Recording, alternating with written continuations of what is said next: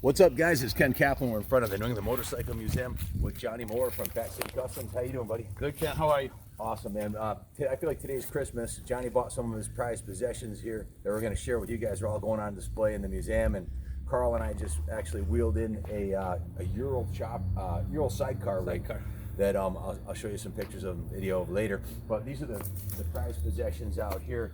I guess we'll start over here with this bike. This bike has a lot of sentimental value. This was his son Dimitri's motorcycle, obviously very popular Harley Davidson FXR with the what brand fairing is this? This is Russ Wilmer out of an FXR P fairing. He's out of California. So this is a clone of the FXR P fairings. And did your son Dimitri paint this? He painted it also. He was Dimitri was what, 20 years old when he painted this? 1920? No, this one here he did probably was 22 years old. This world-class paint job from a young man is something certainly testimony to the years he hung out with you in your shop, Fat City Customs. This is a hard thing to learn how to do, you know, this type of airbrush. It's an old school paint job doing with the lace and the endless lines on it and the panels. This is a tree stage. This is a purple pearl. As you can see, I don't know if the video showed justice, but the silver's the heavy flake. And then the purple pearl on top of it. So it's a couple different layers of building to get to what he got. Johnny, you were telling me this was built by Dimitri from components. You called it was it a pizza? You called it? Bits and pieces. Bits and pieces. It's Italian. Italian saying for bits and pieces. Yeah. People helped him along the way with what he had to do. This was my son was fighting an addiction, and this bike came for him.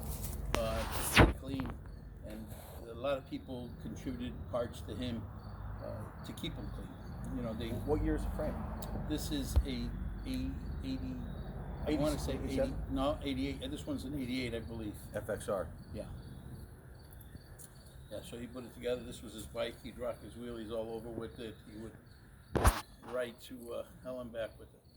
This bike here, if for those that have followed us for a while, you know I'm an FXR nut.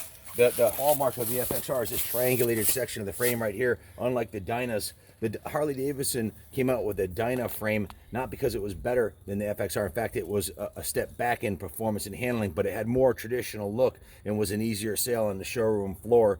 Also, these were more difficult to build. This triangulated frame had some hand-welded components on it, and the motor couldn't be dropped in completely assembled. There had to be some assembly line efficiencies, and sales is why they created the Dyna, which was discontinued in 2018. Was it 2018? I think. Yeah. Then they came out with a Softail line. So this is the sought-after frame for stunt riders, club riders, people who are in the know that want a performance motorcycle. Of course, it's got the Evolution motor. This is a 1340cc Evolution motor. The Harley Davidson stunt riders that ride here, that we are friends with, that own Dynas and FXRs, swear by this as far as for a high speed or a stunt riding frame. You don't get the Dyna wobble. This swing arm is rigid mounted to the frame, unlike the Dyna where it is rubber mounted to the transmission. So that's a big part of it right there. But just a great handling machine, steeper steering head. Dimitri had gone with was that a 2-inch over front end? 2-inch over front end, 39 millimeter.